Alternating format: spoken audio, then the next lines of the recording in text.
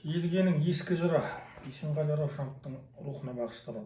Екі бөлімді тарихи драма. Қатысушылар Едіге Баһадур, Тоқтамыс хан, Әмір Темір Көреген, Сыпыра Жырау, Бабатып Шаштаз Әулие, мүриттер Қажыбек Киркелский қызы Тоғайбек ханым, Кеңестің ұлы Кенженбай, Едігелі Нұрадын, Тоқтамысұлы Қадырберді, Сардар, уәзірлер, жасауылдар, жауынгерлер, қызметші әйел, тыңшы, каниза қыздар, ақын, балбал, тарихшы. Бірінші бөлім, бірінші көрініс. Тарихшы мен ақын қызу сөйлескен күйде балбал тасқа келеді. Балбалдың қолы қылышқа жете бере кідірген. Тарихшы: әттең, ақсақ темір болмағанда Тоқтамыс хан 1382 жылы Мәскеуді табанына бір салып еді ау. Ақсақ барлас Алтын Орданы бір емес 3 шауып харап қылмағанда Ресей мүлде басын көтере алмай қалуы мүмкін ғой. Онда мынау 300 жылға созылған соргөшті сүргін қаркешті қырғында болмас еді. Кім біледі, ондай күн нәсіп болғанда осынау самсаған сарорыс біздің тілімізде сайрап отырар ма еді? Ақын: жоқ, сен ғалымсың. Ондай мәңгінің қиялына мен берілсем лайқат. Олай болу мүмкін емес. Себебі біздің бабаларымыз алапатым асты, әруағым басты деп ешкімнің тіліне, діліне, дініне қиянат қылмаған. Ырқымен мойынсұнғандарға салық төлетумен ғана шектелгенін, қайта бодандарының іргелел болуларын ықпал еткенін менен кем білмейсің. Сондай-ақ Әмір Темір қайта күнә қылмыстарын кешіріп күш беріп отырмаса, Тоқтамыс та тарих сахнасына шыға алмай, әкесі Тойғожа оғлан құсап орыс хан әулетінің қолынан опат тауып кете баруы әбден мүмкін. Тарихшы: ал жақсы, Темірлан Алтын Орданы шапсынақ, бірақ іргесіне барып тұрып 15 күн ерулі жатып, Мәскеуді алмай кейін қайтып кетуін қалай түсінуге болады? Орыстың ең үлкен кінәздығының астанасын тасушақша талқандауға күші қаптал жететін еді ғой. Одан соң Темір сол кезде күллі Европаны күзгі жапырақтай қалтыратқан Ілдірім Баязитті барып күйретпегенде, Европада қазір қай мәдениетті тұтынып отырарын кім біледі? Ақын: Темір шапқаннан соң Алтын Орданы Едіге қайта аяғынан тік тұрғызды емес пе? Едіге Темір Құтлық хан екеуі 1399 жылы Борсық өзені бойында тарихтың дәл сол сағатында Ресейге зор қатер төндіріп тұрған Литва князы Витов пен Тоқтамыстың біріккен әскерін тас-талқан қылды. 1405 жылы Темір өлгеннен кейін ірге бөліп ірткі салған Хорезмді яки күллі Орта Азияны тәртіпке бағындырды. 1408 жылы Ресейге жорық жасап Мәскеуді қоршап дәргейіне келтіріп салық төлетіп қойды. Басқа да бірнеше шаһарын тізе бүктірді. Кейін Киевті алды. Асылы бұл жерде біз сырын түсіне алмай жүрген біздің ойлау дүйемізден тыс қары бір кілтипан бардай. Анығын сол заманның куәгері мынау тас балбалдан сұрасақ қайтер? Тарихшы күліп: тәйірі ақынбысың деген. Я бәдісі жоқ, я жазуы жоқ, 1000 жыл бойы мелшиіп тұрған мылқаутас не айтушы еді? Жаңа ғана менің қиялыма күліп ең, қиялилықтың да жөні бар емес пе? Ақын оның сөздерін елең алмай, тас балбалға қарап қол жайған күй тұрып қалады. Қобыздың үні сарнап қоя береді. Гуілдеген жел, сарқыраған дарияның сарыны естіледі. Сахнада балбалдың күңіренген жыры баурап тұр.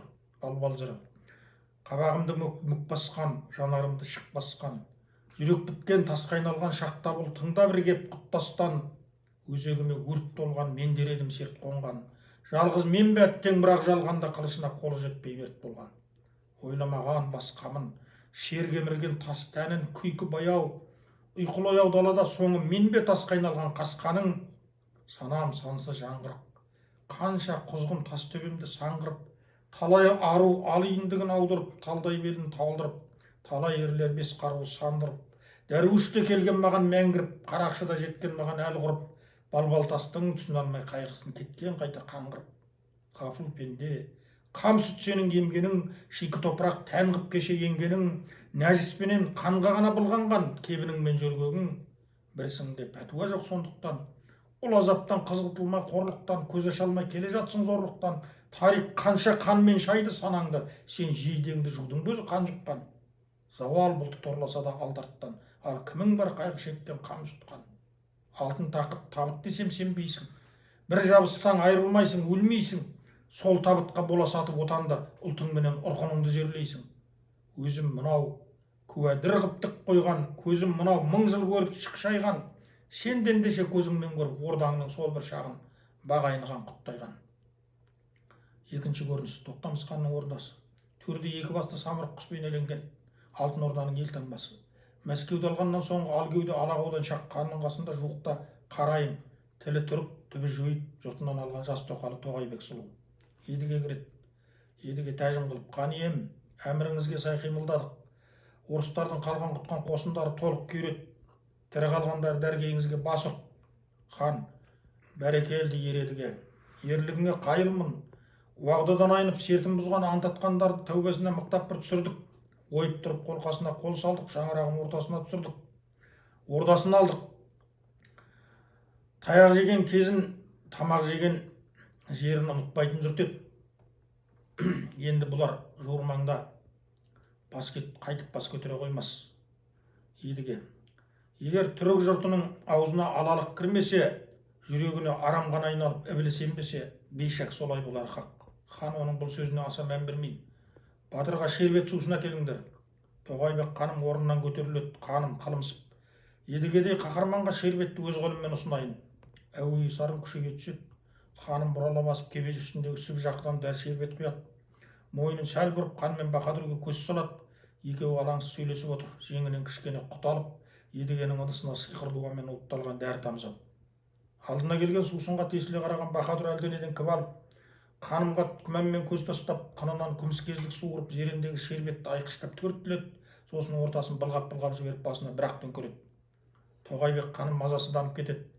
Хан ештеңені аңғармаған қалпы орнынан тұрғалы жатқан едігеге әмір етеді. Батыр, сардарларға пәрмен бер, сарбаздар жеңіс тойына дайындалсын. Едіге тәжім етіп, әміріңізге құлдық. Баһадүр тысқа шығып кетеді. Ердің соңынан Тоғайбек ханым жұртына тамсанып қарап қалады. Сыртта қақа қулаған сарбаздар үні. Үшінші көрініс. Жеңіс тойынан кейінгі тыныс. Тоғайбек ханым төркінінен бір келіп келген қызметші әйелмен сырласып отыр. Ханым, атын қызметші болған мен кіндік жұрттағы асылдардан аманат алған. Менің бұл елдегі Құдайдан соңғы ең жақыным өзіңсің. Сенен жасырар сырым жоқ. Өзін өзі. Мұның артын неге соқтырар екен? Бірақ елімдегі орданы әлсірететін қандай да әрекеттен бас тартпа деген құпия кеңестің тапсырмасымен менің бұл ісім орайласып тұр емес пе? Ендеше несіне тартынам? Қызметшіге оқыс бұрылып. Сыры біргенің шыны бөлек болар ма? Аярсый күліп. Мен едігеге ашық-машықпын.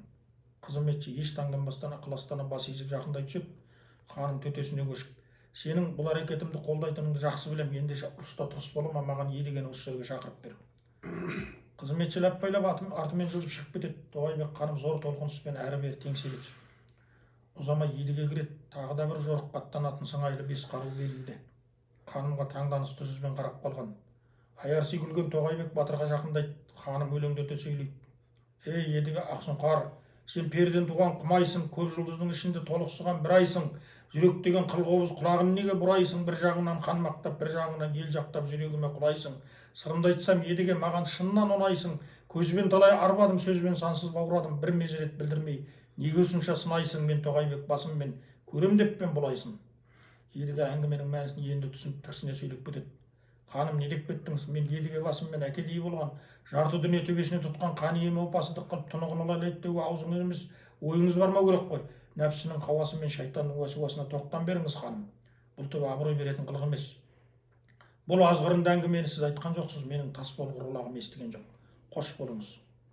Едіге жұлқына басып сырт қымтылады. Ханым батырдың соңынан едел-жедел сөйлеуде. Ханым, ей едіге, менің дегеніме көнсең алтын таққа мінер едің, алтын баққа кірер едің, бағыңды басқа тептің, балымды насқа төктің, ойлан. Едіге қайрылмайды. Тоғайбек ханым бір сұрланып, бір қызарып, көйлегінің омырауын умаштап тұрып қалады. Мән-жайды сырттан бағып тұрған қызметші кіреді. Қызметші, бұл бір қиюы келіспеген іс болды, ханым. Енді әңгіме сыртқа жайылып кетпей тұрғанда едігенің көзін жою керек.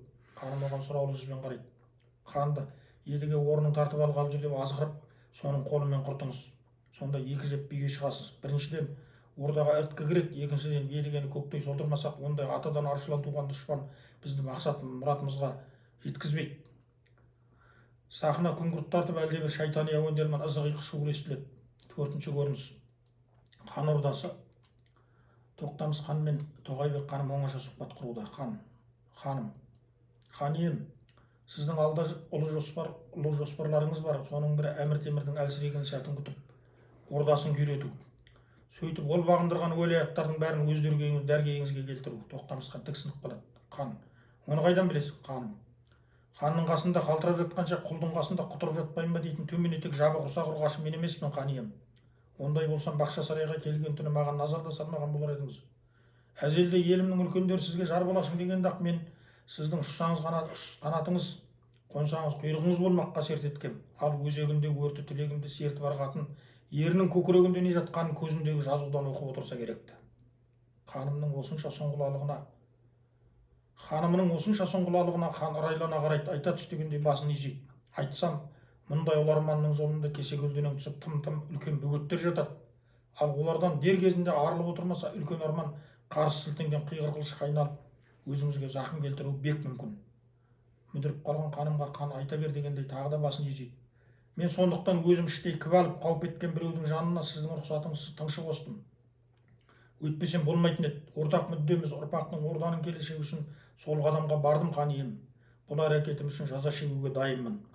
Хан сұраулы көзбен қарап қалған. Ол едіге. Хан селт етіп бойын жиып алады. Не деп отырсың деп ханымға шаншыла қарайды.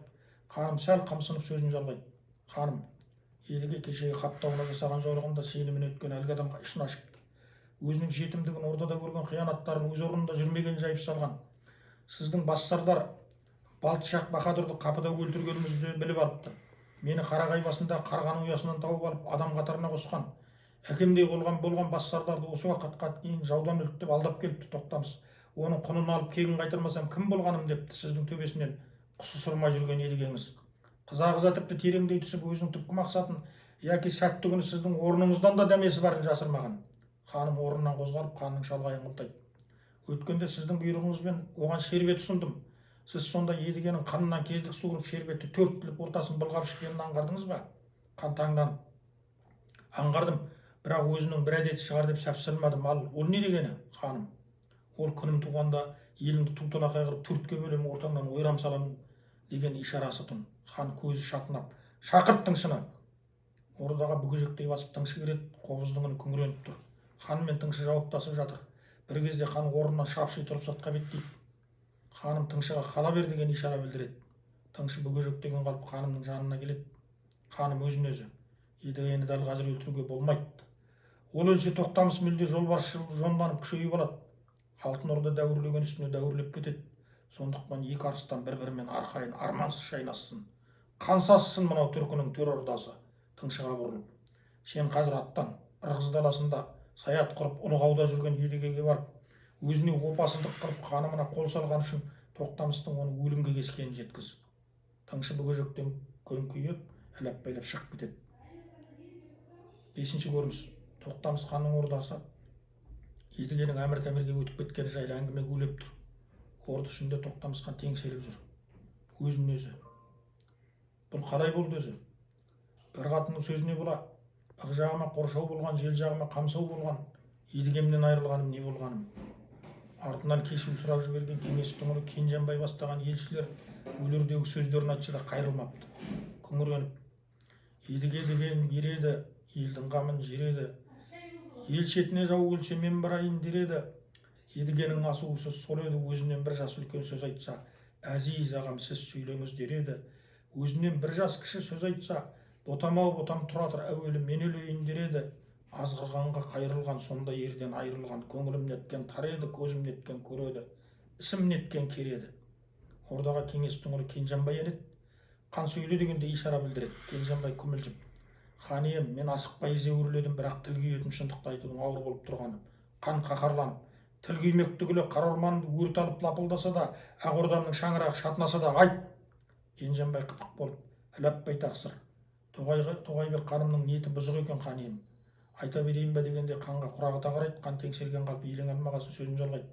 Ол ноғай қыз емес, бабалары қазарға қанатының түбіне жеткен төбежейік түліп түрік 40 елдік қарайым жұртынан екен.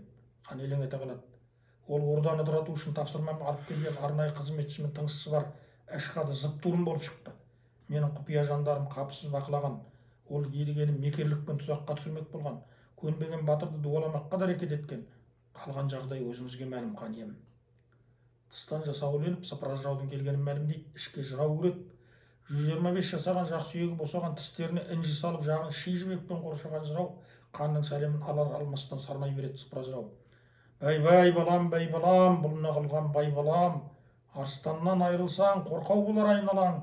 Батырыңды жау тұтып құлмен кеңес құрсаңыз, туын құлар жайнаған. Қатыныңды қар тұтып күнге бейіл бұрсаңыз, қаса сорын қайнаған. Не қаласың мазамды 125 жасымда қалмадым ба пайдадан. Мен не көрмеген қартыңмын, кеңес түбі наралу шаршыдағы нартыңмын. Тебінгімді тең етіп, жел қомымды кең етіп, мен алдырдың алыстан. Не айтар деп сарқындым.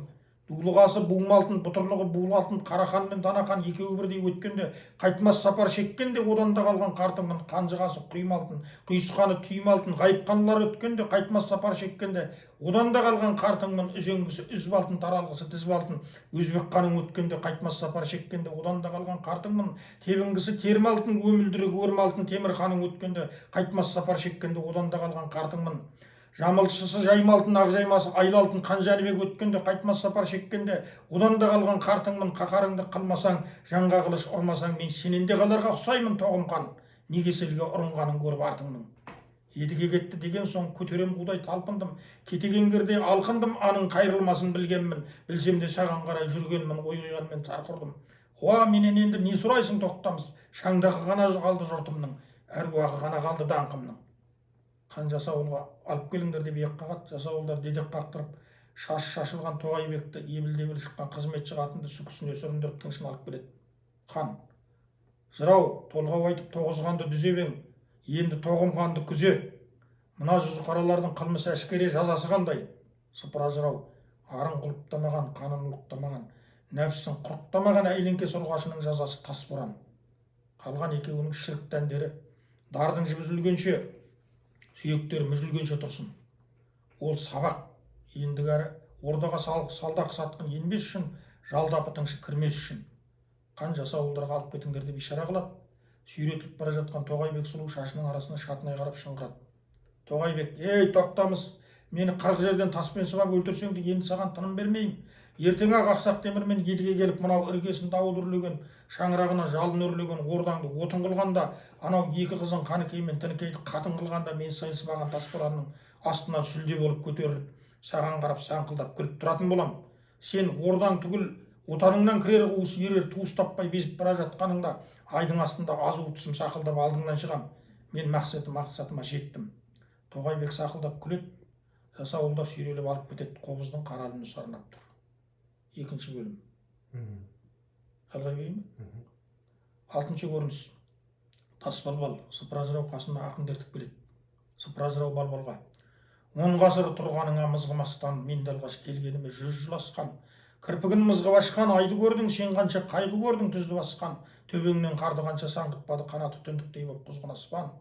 10 ғасыр тұрғаныңа мез еместен, бозаңғыр жусан менен изен өскен, 1000 мәрте саған келіп шер толғадым, 1 мәрте қалдың басты иземестен. Тұсынан күліп өтер кембағалдар, бүгінде сен де балбал, мен де балбал, өрт орап отаныңды келеді деп, етемін күндіз түні елге зар-зар. Ел қайда оны бірақ түсінетін, көпсініп, өзді-өзіне ісінетін, сенімді сайтан сарып күшіне тым, пенденің іші жетім, түсі метім. Қандыда кіл жәдігөй бітті мақтап, еренді елгедей түтті даттап, құдайсыз мына ханың, ал құдайсыз қалар ма бақ баяндап, құттырақтап. Жаппар хақ Яссауиді десе досым, бұл онсыз көгертпек пе көсегесін, түрмеге теуіп тығып мүриттерін, тонапты әзірет сұлтан кесенесін. Ендеше жасағанның жауабын ал, қор. Керістің таланы мен тауаны бар, жырау.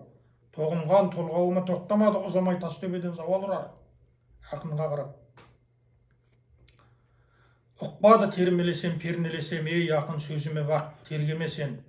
Балбалға бұрылып: екеуің бір-біріңе ес болыңдар, жалғаннан қош болыңдар, мен де көшем.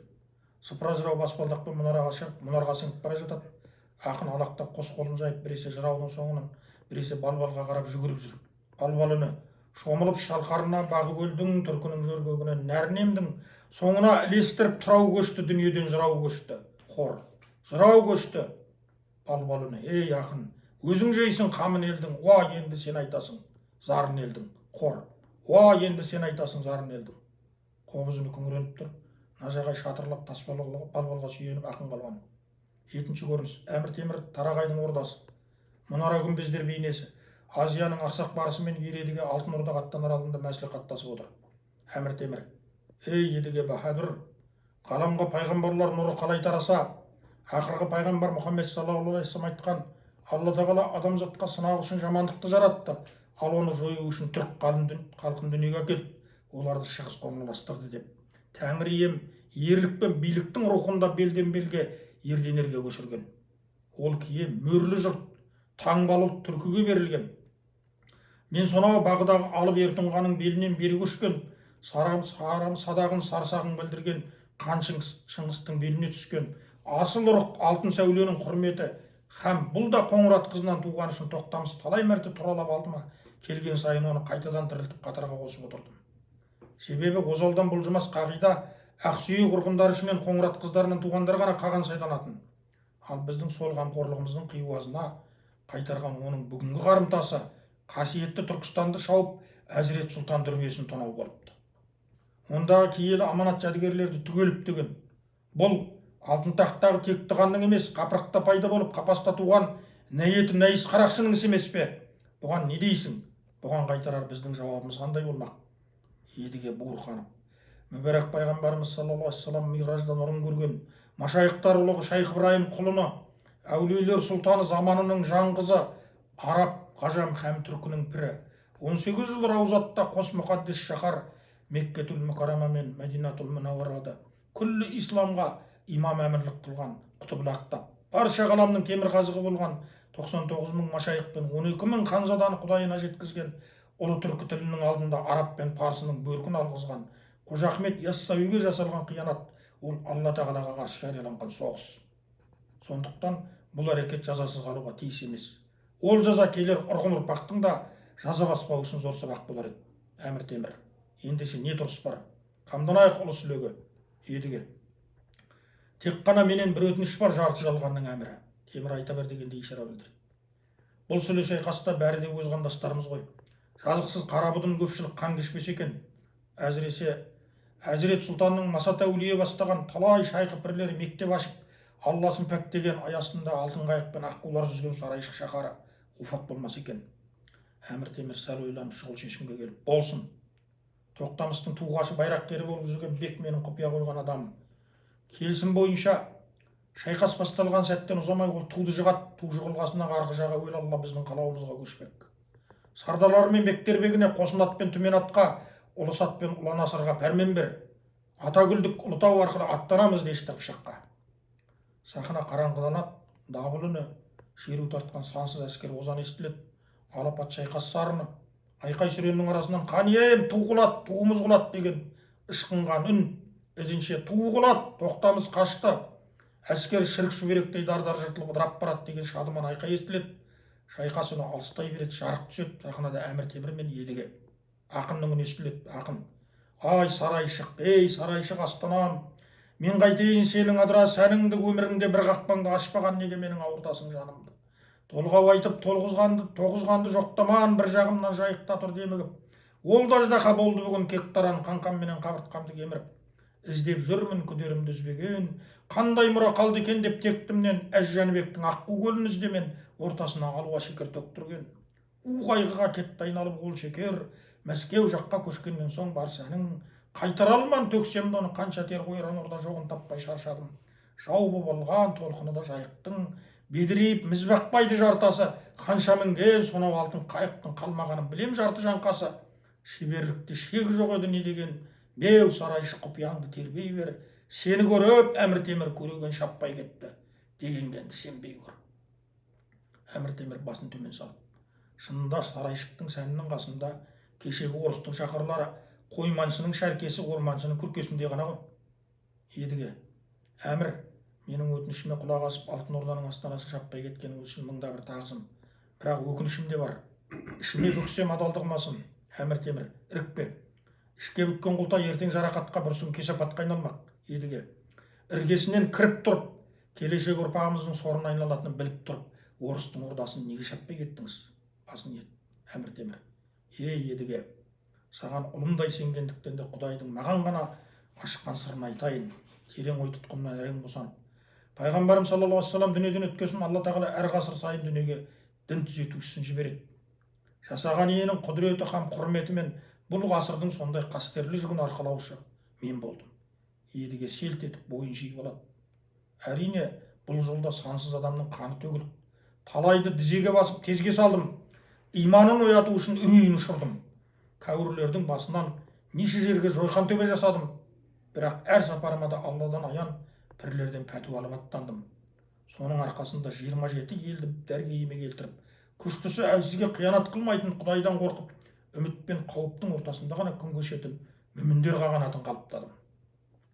Менен соң дүниеге дін түзетуші келмейді. Ақырда әбден дін азып, еркір ажып, жер құлазып, мүмінге кәуір үстем болып, барақат безіп, берекет қашқан шақта ермәді келіп, күллі адамзатқа имам әмір болады. Әне дін сол кезде ғана біржола түзеледі. Оған дейін асыл тайпа мөрлі жұрт көп сыннан, тағдырдың талқысынан өтпек. Сондықтан орысы етті де, обырапаны да опат қылуға маған рұқсат берілмеген. Олар біраздан кейін шырқауға шығып дәуірлейді. Есіктегі ебейің, бесіктегі кенейіңді сұрамай алатын, мұсылманның төбесіне кәуір дәрет қылатын күнді көрер біздің ұрпағымыз. Қанымызды судай ағызар. Алайда соның құнына, түркі жұртына ақырда басқасы баға бұйырмақ. Түркіландары ермәдінің сарбаздарына айналып, адамзаттың адасқанын ақ жолға салар, ұлық жорыққа аттанатын күнде келер. Әмір Темір енді түсіндің бе дегенде едігеге тесіліп қарайды. Едіге тебіреніп: бұл бір тылсымда тұңғиық сыр екен. Маған сеніп осынау ұлық құпияны ашқаныңыз үшін ғұмырыммен қарыздармын, әмір. Енді маған талай нәрсе судай тұнық қалпында айқын болды. Алла қолдасын, әруақ алқасын тәңір төбеге тұтсын. Әмір Темір: әмин. Неше қылым айжылдарға созылған жанкешті зор қанкешті сайқастарда қылған ересен ерліктерің мен тар жерде ақыл тауып берген көресен кеңестерің үшін, ең бастысы шәксіз сенімің мен шексіз адалдығың үшін не қалауың болса да орындаймын. Қандай сүйір қалып, сый-сияпат сұрасаң да қолыңнан қақпаймын. Едіге: әмір, өзіңізге аян, мен дүниені дос қылған жан емен. Алтын Орда алдыңғы ширек ғасырға созылған тақталастардан, Тоқтамыстың алаңдарынан, кешегі сөйлелерден соң әбден сансырады. Сол орданың шаңырағын айға дөдегесін күнге шағылыстырып, еңсесін қайта түктеуіме рұқсат және мүмкіндік беріңіз маған. Әмір Темір: рұқсат. Өзім де саған осы зор салмақты артқан отырем. Алла жолыңды оңғарсын, бірлерден медет, ерлерден көмек болсын. Ал мен Дешті Қыпшақ даласындағы хақтың мөрі қылып, Әзірет Сұлтанға көкпен таласқан кесене соғуға кірісем. Әмір Темір қолын жайып, ерін жыбырлатып бата береді. Екеуі де бетін сипап орындарынан тұрады. Ел айырылған күйінің ексімді сарын естіледі. 8-ші көрініс. 1399 жыл жаз айы. Алтын Орданың Тоқтамыстың орнына Едіге тағайындаған жаңа билеушісі Темір Құтлықтың Борсық өзені жағасындағы шатыры. Хан уәзірлерімен бірге абыржып отыр. Жасауыл кіріп хат тапсырып шығып кетеді. Хан хатты өңі қашып оқиды. Хатты ұстаған қолының қалтырағаны байқалады. Жасауыл қайта кіреді. Жасауыл: хан ием, ұлы би Едіге келді. Хан қуанышын жасыра алмай орнынан қарғып тұрады. Тыстан сәлемдесіп сардарымен бірге Едіге еді. Ханмен төс түйістіріп амандасады. Уәзірлер жабырлай сәлемдесіп жатыр. Хан: қадам қайырлы, қош келдіңіз ұлы би. Біздің қысталаңдағы шақыруымызды қабыл алып, дер кезінде жеткеніңізге бек қуаныштымыз. Жер тұлданы біргеге жау келіп тұр. Бұл жолғы қарамы тіпті мол, қаруы қапсыз дұшпанның. Жер жаһандағы ең қуатты әскермен бетпе-бет келдік. Витов князьдің әскерінің құрамында Литва мен Польша полонның, батыстағы Киев орыс князьдарының, өздері жақында жеңіп дәргейіне келтірген Тевтон орден ершерлерінің мұздай темір құрсанған бұлықтары бар. Оның үстіне елден, діннен безген Тоқтамыс ауыздықты кәпірден пана тауып, әскерлерімен бірге жауды осында өзі бастап келіпті. Мынау князь Витовтың жаңа ғана маған жолдаған хаты. Хан хатты уәзіріне ұсынады. Ол жеделдетіп оқи бастайды. Уәзір: князь былай депті: жаратушы ие мені жиһанға әмірші етті. Мен қазірдің өзінде 28 патшалықты бағындырдым. Русия да менің дәргейімде. Темір Құтлық хан, кеш қалмай тұрғаныңда күшіңді шамалап, мені бағалап, маған бағынып басыңды иіп балам бол, мен әкең болайын. Бұған көнбесең, жақсылығымды білмесең, құлым боласың. Едіге айылын жимай: дәмесін қара шатаның. Ендеше жаз менің жауабымды. Князь Витов, ұлы орданың ханын бала қылып бағынуға шақырғаның не болғаның? Рас, Темір Құтлықтың жасы сенен кіші, бірақ мен Едігемін, сенің жасың менен кіші. Кел, одан да сен басыңды иіп алдыма бүгіліп, маған бала бол, алман салық төле, еліңдегі барлық теңгеге орданың таңбасын соғатын бол. Жасауыл хатты алып шығып кетеді. Едіге ханға: бұл мәміледен ештеңе шықпайды. Алла алқап, ерендер қолдап, әулие пірлерім медет берсе, ендігі әңгіменің түйінін қан майданда ағинақ қылыштың шешер. Сардарға қарап: тез түзеңдер. Шайқас әбден қызған кезде менің ләшкерлерімнің алғадай легі бүйірден ит кіріс тәсілімен кірер. Сол сәтте негізгі қолым мұнды жағыммен тиер. Соғыс тағдырын сол шешер иншалла. Сахна қараңғыланады. Қобыз сарыны, күн күркіре шатырлаған нажағайдың мігірсі жарқыра. Сахнаға жарық түскенде әлгілердің орнында баба тұқты шашты әз-әулие мен мүриттері алқа құрып, бастарын изеп әнтәл хади, әнтәл хақ, лайсал хади илаллах деп әндетіп отырады. Бір мүрит орнынан тұрып Сүлеймен бақырған ең Шайх Махмед Яссауи хикметін айта бастайды. Мүрит: сұққан ем өсірді, айтты Расул кесімді, Арслан баба жетірді Шайх Махмед Яссауи. Хақ Мұстафа арманын білдік құрма алғанын құрдалқасын қағбарың Шайх Махмед Яссауи. Басса таулар шегінген, бақса қағба көрінген, халілімі берілген Шайх Махмед Яссауи. Асыл еді нәсілі білмеспенде пасығы, хақтың ғана ғашығы Шайх Махмед Яссауи. Бабатық Шаштаз бен мүриттері хизметке қосылып кетеді. Батыс шығыс жақтарда одан мәшһүр ат барма құлдық қылған саттарға Шайх Махмед Яссауи. Астында хақ пырағы жұпар бұрап тұрады. Екі дүние шырағы Шайх Махмед Яссауи, Қызыр менен сырласқан, Ильяспен сыйласқан, хақ қасында нұрдашқан Шайх Махмед Яссауи. Түркістанға баралық, қызметінде болалық, үлес берсе алалық Шайх Махмед Яссауи. Бабатық Шаштаз әулие қолын жайып дұға қылады. Сұбқан пәк, аша көр санамды, тарыққанға көрсет бүгін панаңды, сенің нұрың енсе қашар қараңғы, сен қаласаң гүлбақ қылдың қаламды, бір өзіңнен болсын басқа күштігім, өзің ғана шешкен пенде мүшкілін, сыйла қадир, қайылғалар жер үсті, Ухуд пенен Бәдірдегі жеңісті, қолда Алла едігені қолдай көр, қор, қолда Алла едігені қолдай көр. Бабатық Шаштаз түнектерге тымоғаш, нұр жандырған жұрт үшін, құзғын қонбас қуағаш, қу қондырған жұрт үшін, жапырақсыз тұлоғаш, ай қондырған жұрт үшін, қу қанатын сал қылып, еділ жайық екі өзен, көкті еткен жұрт үшін, аузы түкті кәуірді дәргейіне келтіргей, таңбалы жұрт түрк үшін, қолда Алла едігені қолдай көр, қорға баба едігені қорғай көр, қор, қолда Алла едігені қолдай көр, қорға баба едігені қорғай көр. Бабатық Шаштаз Құлғожа Ахмет, күллі әлемнің құтыбы, сен толған ай, біз жұлдызбыз жұпыны, қадам бассаң күллі таулар шегінген, қақарлансаң күллі жаулар жеңілген, сенің нұрың миғражда көрінген, нажағай боп көрін бүгін көгімнен, сен жәрдемді бер аласың қайданда, медет бергін бүгінгі зор майданда, қолда Алла едігені қолдай көр, қорға баба едігені қорғай көр, қор, қолда Алла едігені қолдай көр, қорға баба едігені қорғай көр. Жақына қараңғылана бастайды.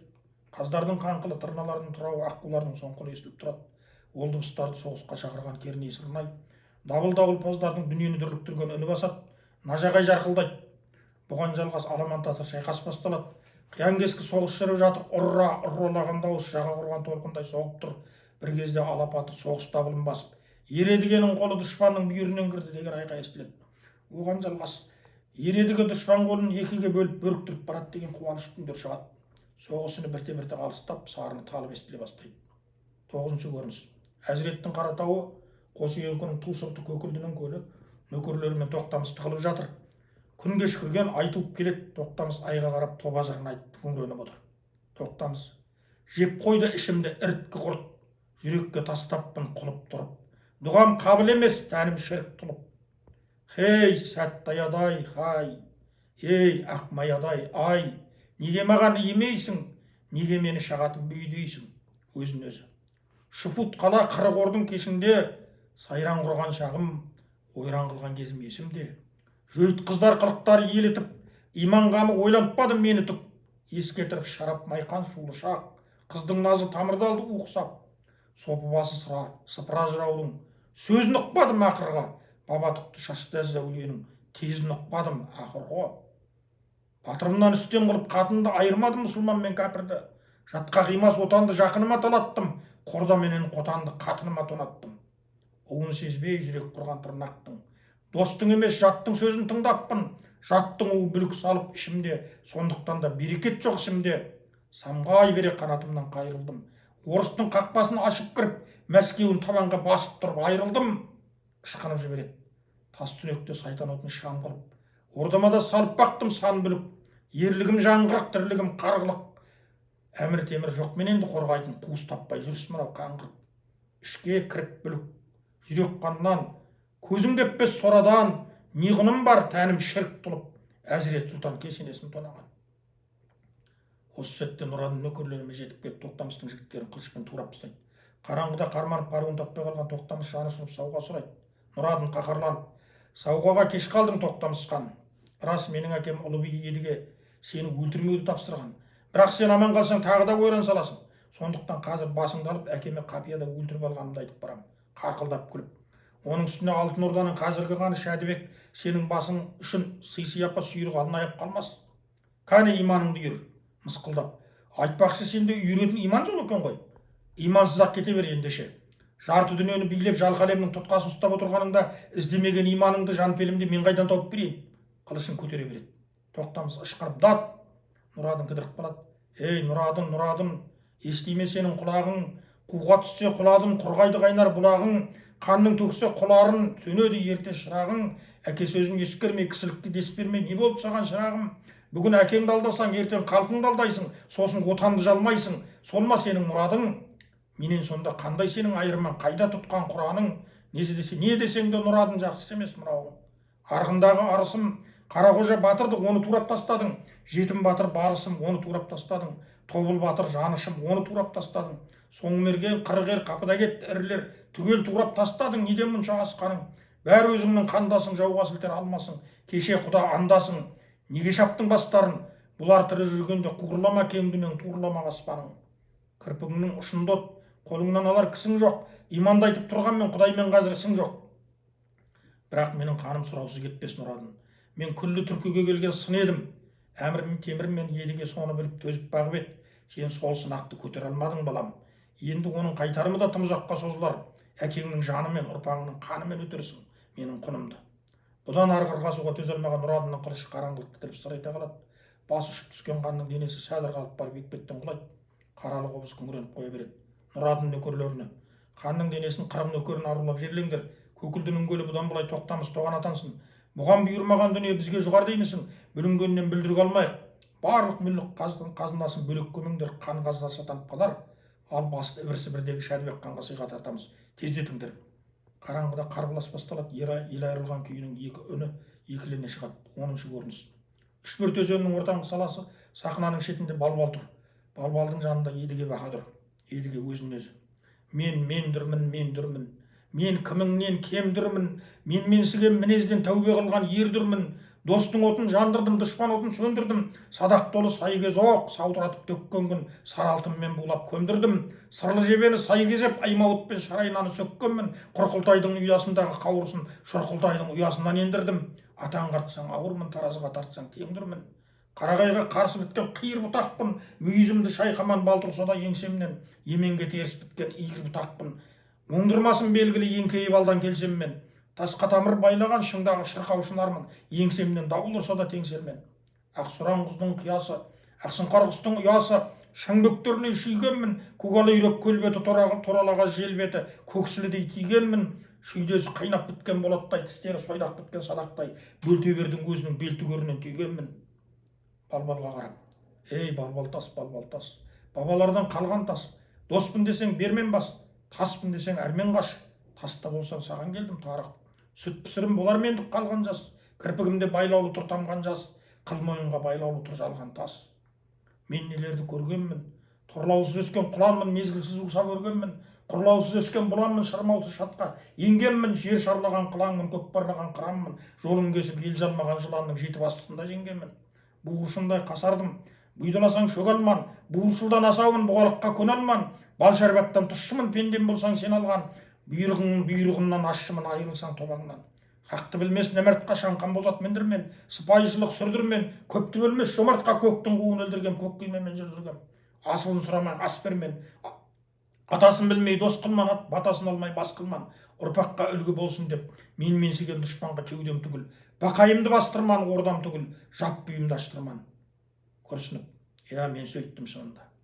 Алтын Орданың демін соза тұтқысы келіп, Алла тағала маған дем берді. Арзи жаһанды лалазар гүлбақ қылғым келді. Әмір темір дүниеден озғасын, ішкі сыртқы дұшпанның айтағымен дүрк көтерілген қарезіммен, сыр бойын тәртіппен дәргейіме келтірдім. Бақыра қазойынның жағасына ордамды тіктім де Русияны бағындырдым. Хижраның 820 жылында кінәз Витебтің әскерін қайра талқандап, Литваны алдым, Киевті азат қылдым.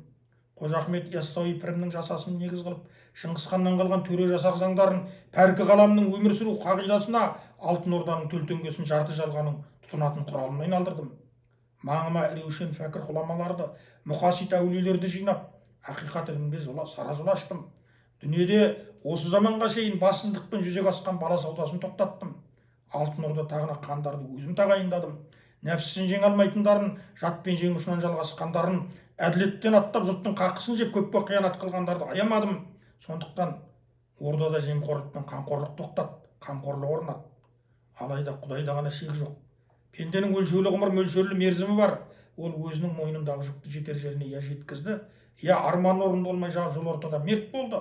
Әйтеуір әжалун мұсамман болып сәкаратыл маут сағат соққанда керуеннің бұйдасын басқаға тапсырады, не басқа одан тартып алады.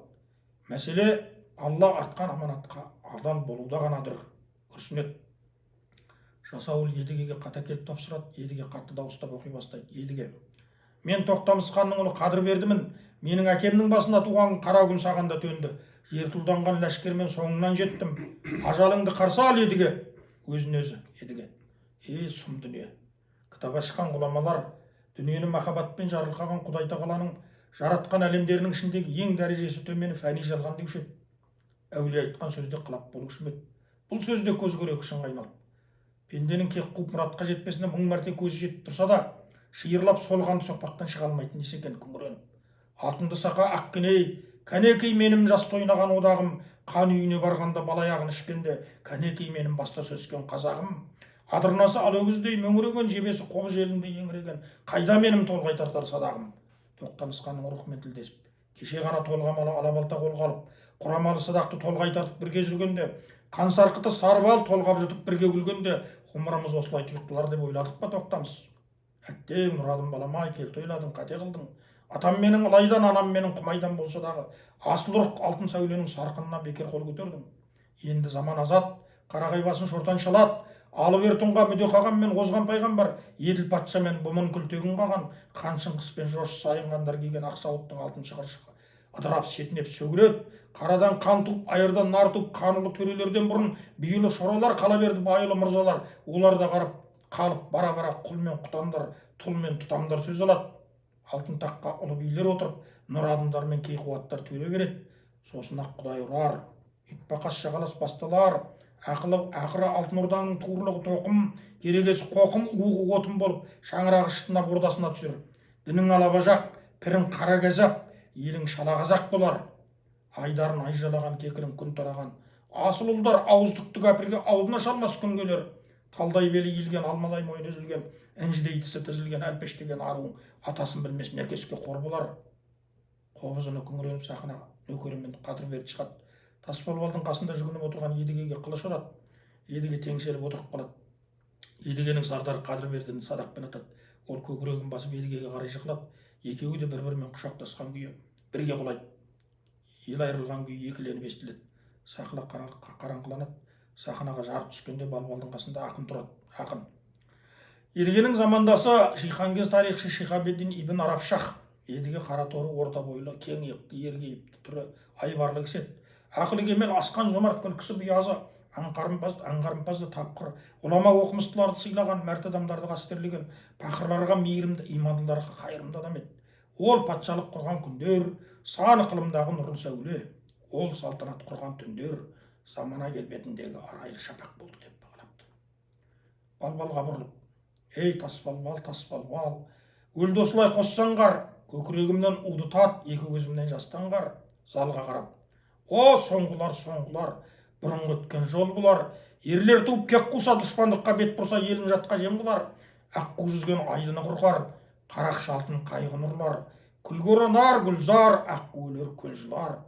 Талжылар шасын жайып, таужылар тасын жайып, жел жылар басын қойып, түн жылар жасын ғайып. Тасбалбал, ашшамдал көкірегіңді, өткеннің тақсіретін, кектердің тат суретін, ұрпақтан пәк суретін жатырмайық. Бір жақтан жендет қуып, бір жақтан індет буып, тасбалбал тығылдым тасаңа кеп, балбалдың тасасына тығылады. Ұнтаған күрсініңді, қымтаған тылсымыңды, жасырған мың сырыңды ашама деп. Балбал үні: айтуған, жұлдыз тұтанған кешті құрым, ояндым мен ақынның естіп үнін, жаңұрпақ есіңді жи, тіріленді, тыңдада Едігенің ескі жырын. Құлақ тұр, балбал айтқан күбіргенді, есті шығаршыдағы дүбірлерді, күлемге күлкі болып көп жүрдің ғой, әлемге үлгі шашар күнің келді. Боласың енді қанша мөкей кезгі, ойғырды оян деген атой кезді, құл болып мөкей көзге кетпеу үшін тезгәне аш кеудеден көкей көзді. Діңкеңді індет кеулеп, қылғырт жеңіп, өлмеші мәңгүрттеніп, күңгірттеніп, ғаламға шарық шашқан Едігенің ұрпағы кетпек қалай жымжырт сөніп. Ей ұрпақ, бұл өзіңе сырым қойшын, Сен мені бабам демей кімім дейсің? Мен дағы ояндым ғой тас басымен. Сен неге тірілмейсің? Тірілмейсің. Хор. Ол дағы оянды ғой тас басымен. Сен неге тірілмейсің? Тірілмейсің. Ақын балбалға айналып қолын жайып. Сен неге тірілмейсің? Тірілмейсің.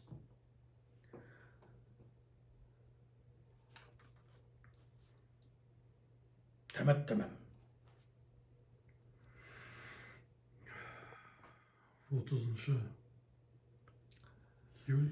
Текке шаһарының Ақжайық шипажайында құрбан айт күні қатқа түсіп бастап Зүлхаджа айының 19 жаңасында 29 шілде Маңғыстау уәлаятының Көздойық қонысында 18 сағат 55 минутта тәмам болды. 2021 жыл. Бүгін 30 шілде.